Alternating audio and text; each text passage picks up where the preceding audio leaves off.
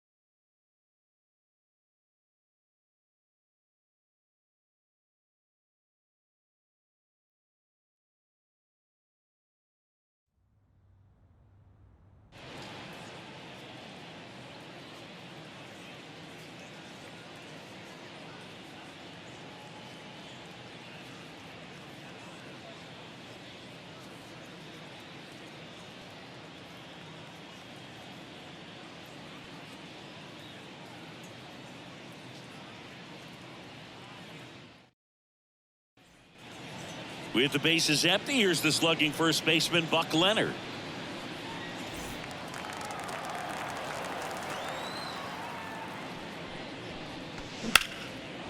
In the air, out towards right center. McDonald sizes this one up, and that'll do it.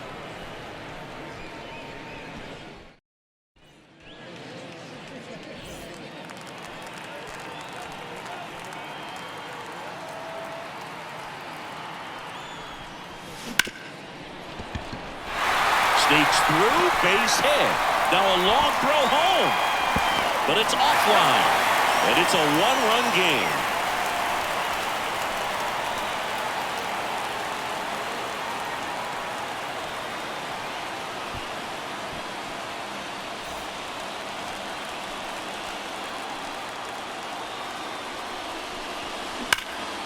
Fought off foul.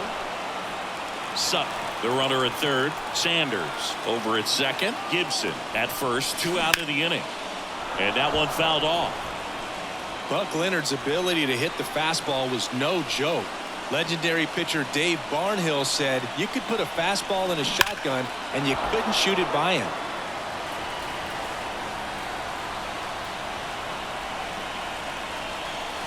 Swing and a miss, and he chases that one in the dirt. Hughes down to first. In time. Nicely done. They get out of the jam.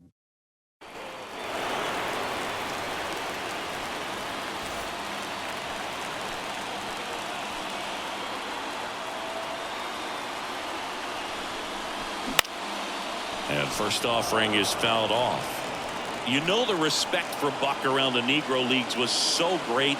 Leon Day said he'd rather face Josh Gibson than pitch to Buck. Next offering upstairs.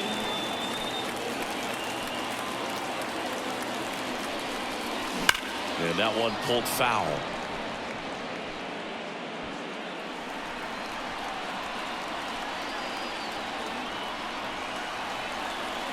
Kicks and deals. Swings and misses. Chase the fastball up the ladder for strike 3. Buck Leonard digging in now.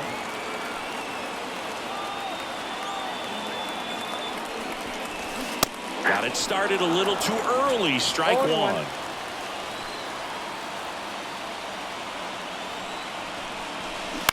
On the ground right side. Sends it to first. Awesome play there.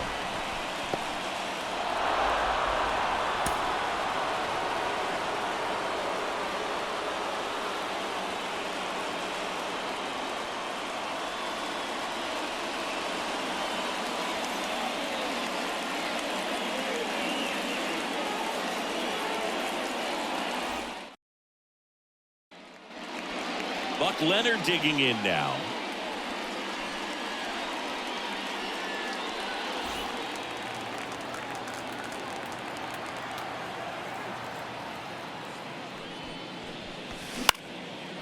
Line drive, base hit. And that keeps the inning going.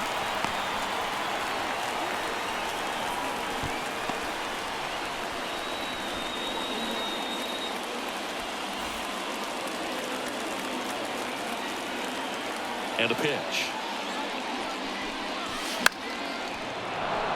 And that one fouled off. Down to the dirt, swing and a miss. 0-2 to count. Swing and a ball popped up. Miller makes the grab. And there's one down.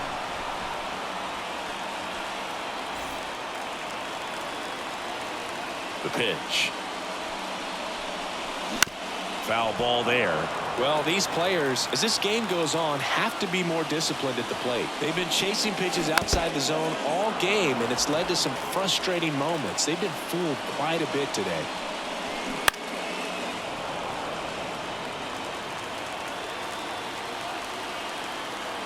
A wide to kick the pitch. And a swing and a miss. One away. Big time out leading off the home 7th. Buck Leonard, the next to hit. And fouled off.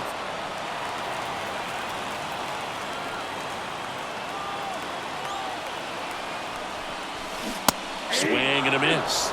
0-2. 0-2.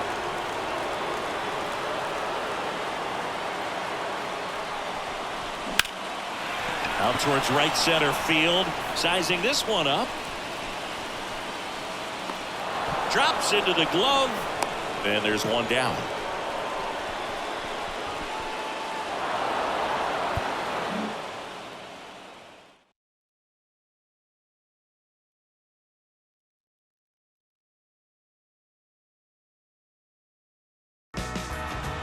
Most Negro League stars jump from team to team, but not Buck Leonard.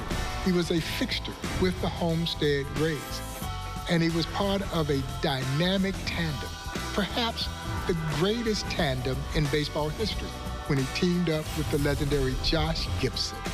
They were called the Thunder Twins. Leonard was the lightning, and Gibson was the thunder. Both of them reigned on a lot of parades in Negro League games. Leonard hitting line drives off the wall and over the wall, and Josh hitting tape-measured shots that some of them still haven't come down to this day.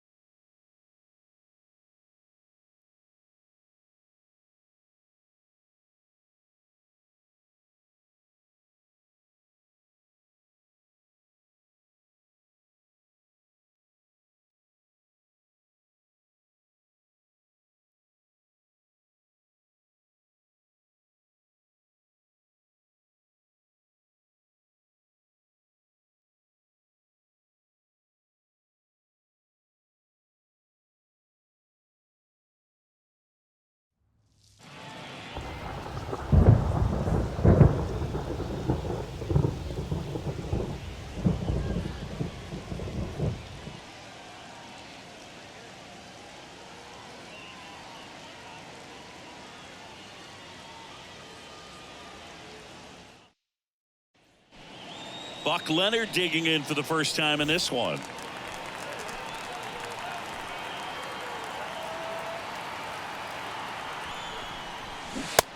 More than anyone else, Buck Leonard might have been the face of the Homestead Grays. Buck spent 17 straight years of his career with the Grays. That's the longest any Negro League player spent with a single franchise. No ball, 2 strikes. 0-2 now. Oh, this one high and deep. Way back there. Buck Leonard blasts off for the Grays.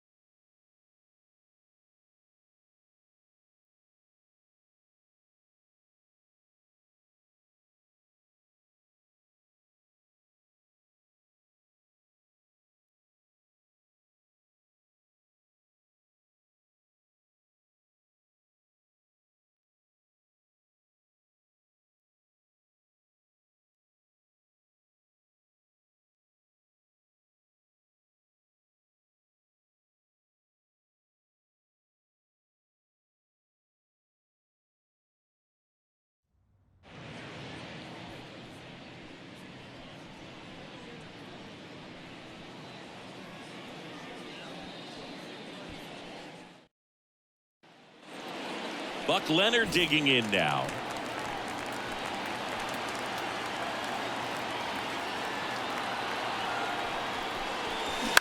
And a foul ball. Hey, Boog, you know where Buck Leonard got his nickname? Well, his parents called him Buddy, but his little brother Charlie couldn't pronounce that and called him Bucky. That nickname stuck with him. Man at second. Foul ball. It stays 0-2. One more thing on Buck's younger brother Charlie. He actually had a brief Negro League career too. He played 1 game for the Brooklyn Royal Giants in 1933, and he went 3 for 5 with a double, an RBI, and 2 runs scored. Not bad for the little brother.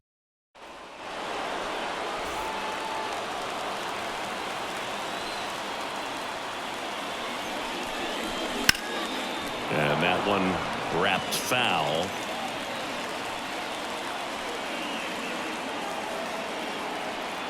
Here comes the 0-1.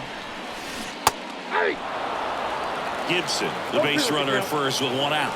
Another 0-2 count right here. Pitcher just in the driver's seat. He can go anywhere he wants to go right here. And they get Leonard for the out. Runner tagging from first.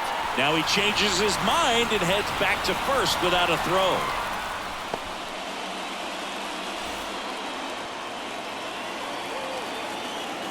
Here comes a pitch. Swing and a miss. It's 0-1. 0-1. That's a bullet, but it goes foul.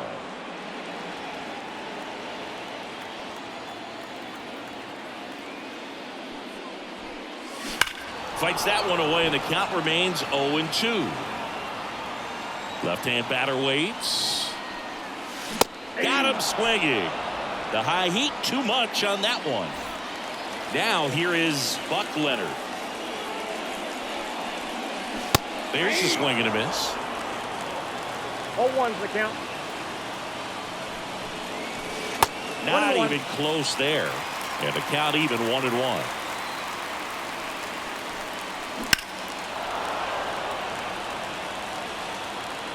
And he deals.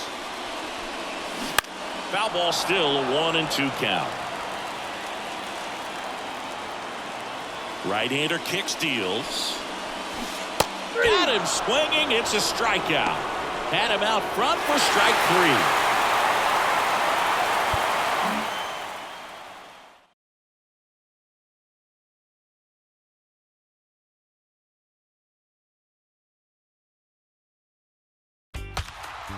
The late, great Buck O'Neil would say in a game against the Kansas City Monarchs, and Satchel was on the mound, and he had thrown 3 or 4 consecutive off-speed pitches that Leonard, who was a left-hand line drive hitter, had ripped foul down the first base line.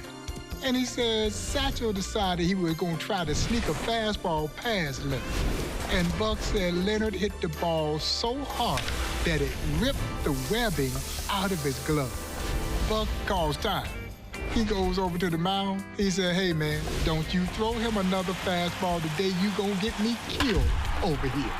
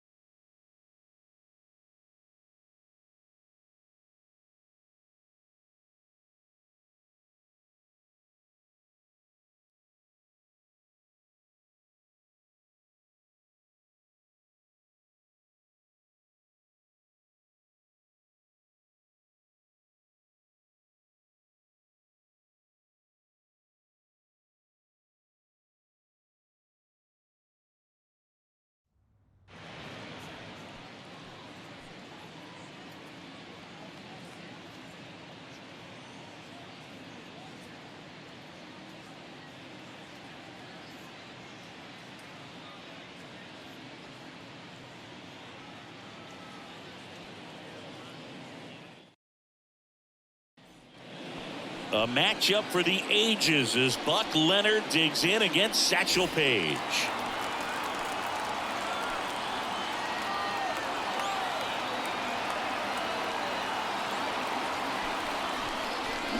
I have to say, it's really amazing that Buck Leonard racked up all of his amazing stats, especially when you remember he didn't really play professionally until he was already 26 years old.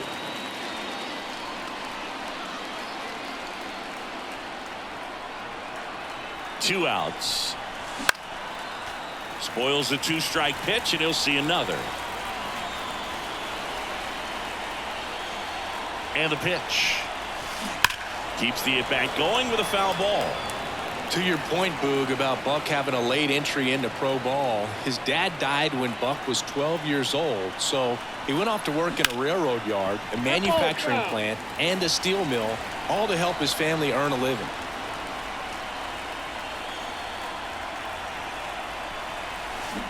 Swings through that, and it's a strikeout. And that's the 3rd out.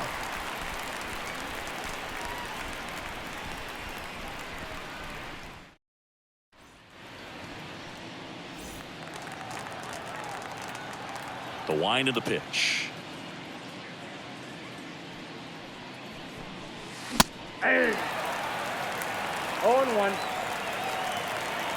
The pitch.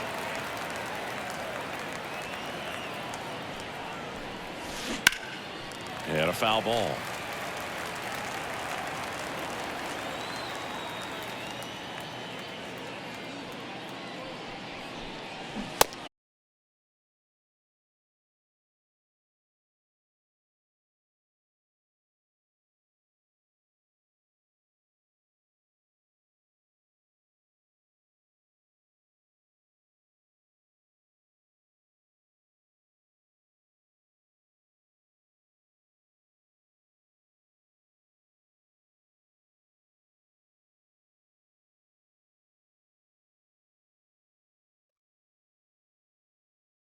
No ball, 2 strikes.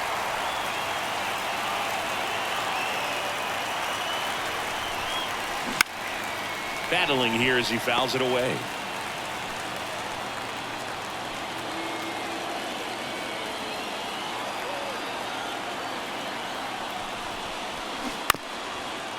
Gibson over at second, 1 down.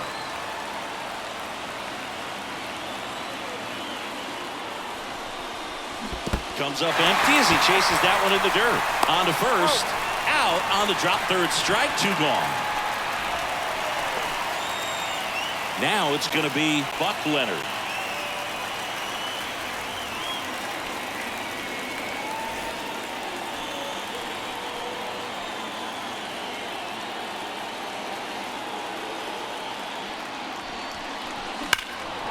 Fly ball down the line. This has got a chance, and it is foul.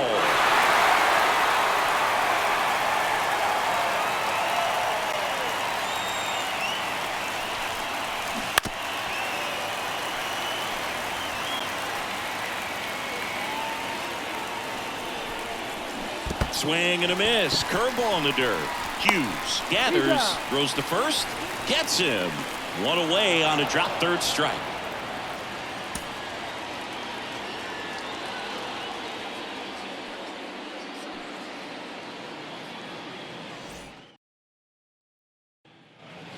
A matchup for the ages as Buck Leonard digs in against Satchel Paige. There's a strike. 0-1's the count.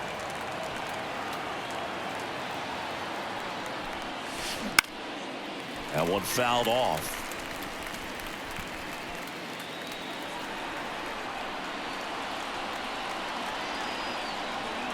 Satchel kicks and delivers.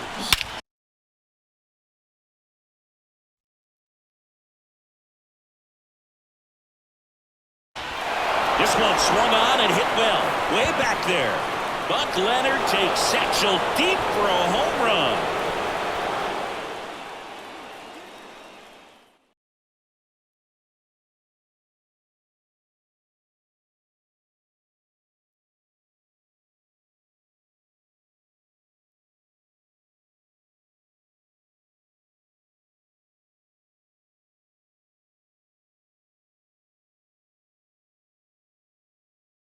The ledger of winning for Buck Leonard was incredible. 10 league championships, 3 World Series titles, and 13 East-West All-Star Game appearances. Oh, he was special in a career that was as consistent as any player in baseball history.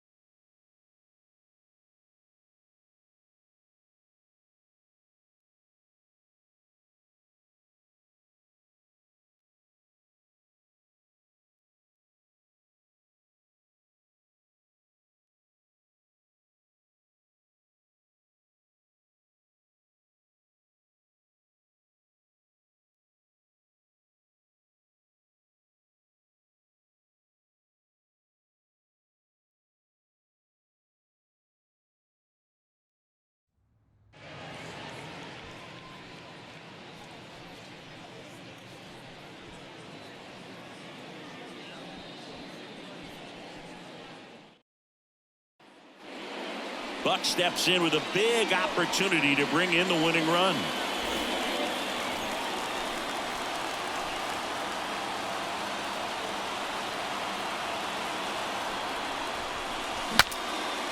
Now he breaks as bad as it's put in play. Squeezes it, and there's 2 away.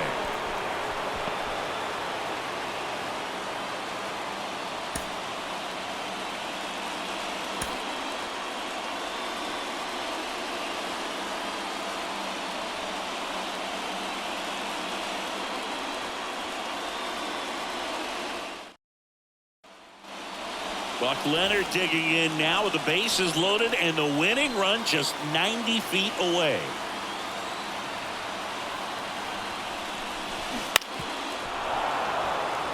Winning run at third, 1 down.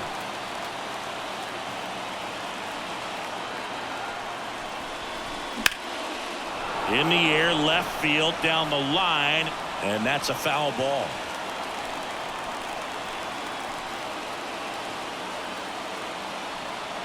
This guy's got good power. With one swing, he can win it for him.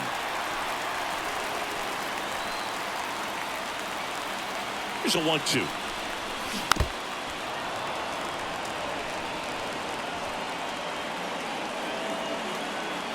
All loaded up, dangerous hitter at the plate. Oh, and this one's blasted high and deep. It's on its way out of here.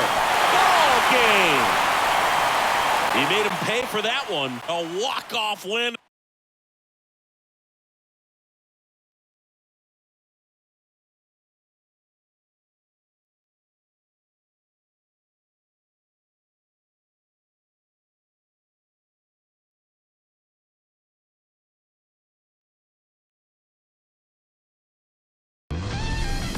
Buck Leonard was a true student of the game of baseball. And first base oftentimes was a position in the Negro Leagues where guys would put on a show. They gave you a little extra flair, but not Buck Leonard.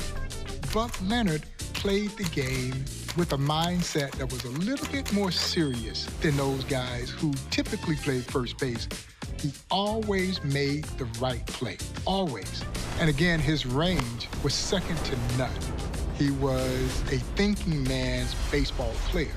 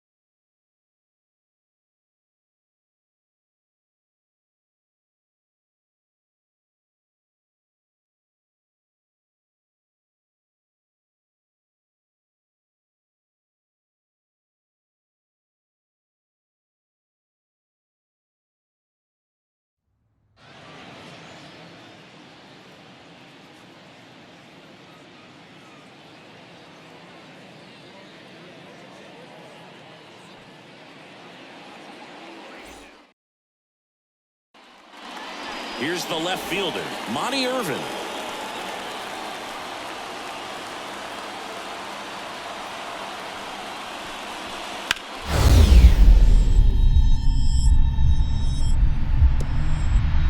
Lays out, but he can't squeeze it.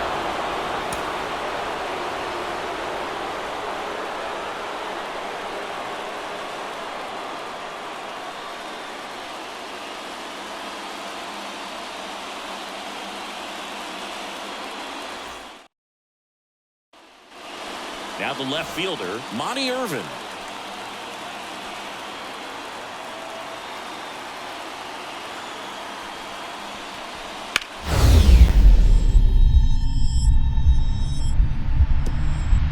Oh, great grab on the dive. And that's the ball game. What a play to finish it.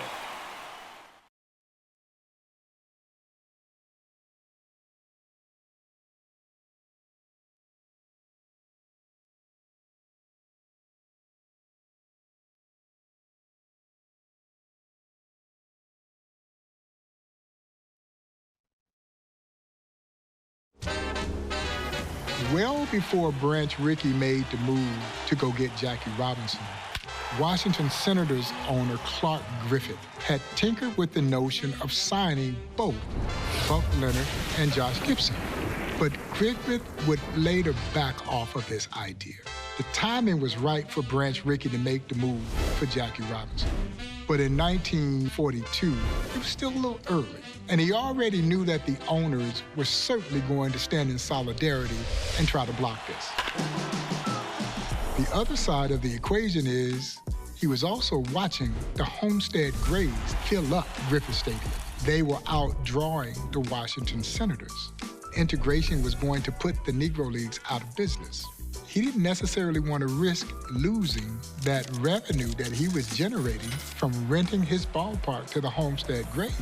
And so after mulling over the impact and the repercussions, he backed off of the notion of signing Buck Leonard and Josh Gibson. This could have been well before Jackie Robinson.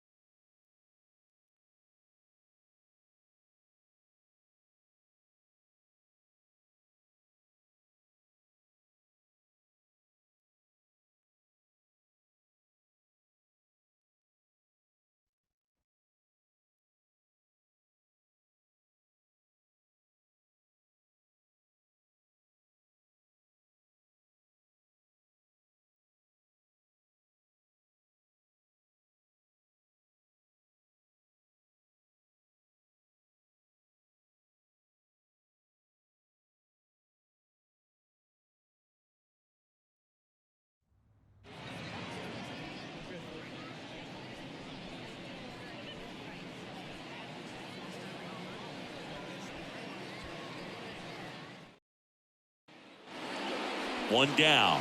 Buck Leonard digging in now. You know, Boog, Washington owner Clark Griffith let Homestead buy equipment on the Senators' purchase orders so Homestead could get better gear. Buck Leonard used the same bat as Senators player Lynn Oakley. Buck was a way better hitter, though. Oakley never hit a single homer in the majors.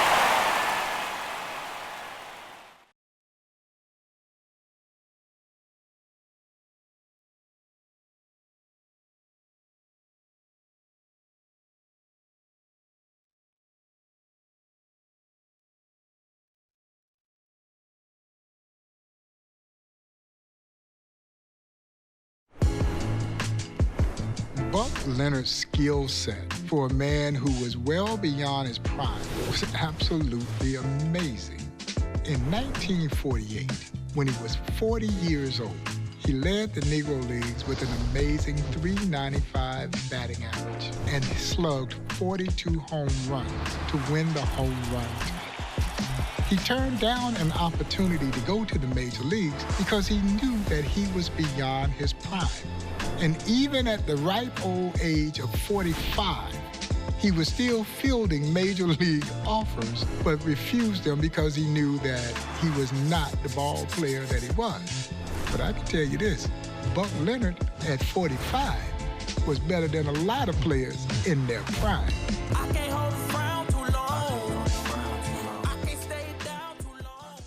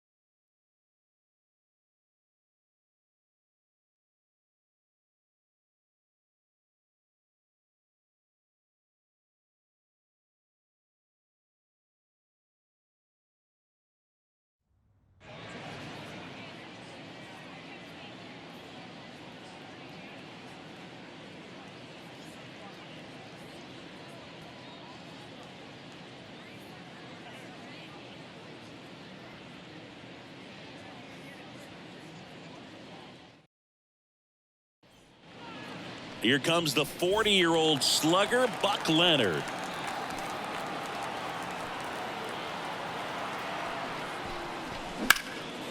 That one ripped right center field. And it's a one-hopper off the wall. Should be extra bases. And they'll score first. It's 1-0.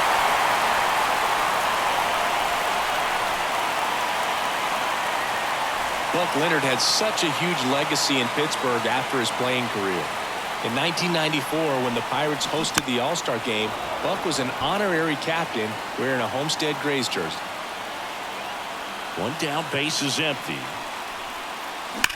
Line drive. Drops for a hit. He couldn't run it down. And he's got a double.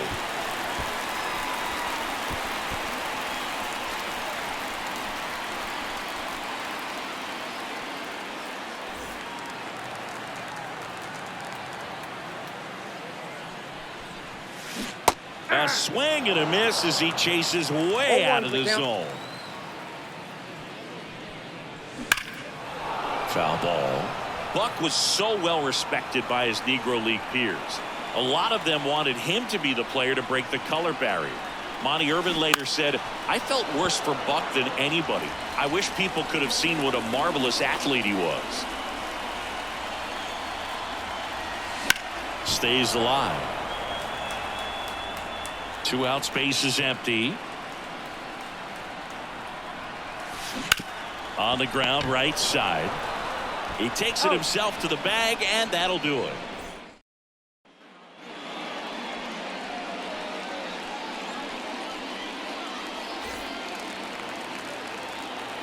As he turns on the rubber, and with that good live arm delivers. Leonard hammers this one deep to right. See you later.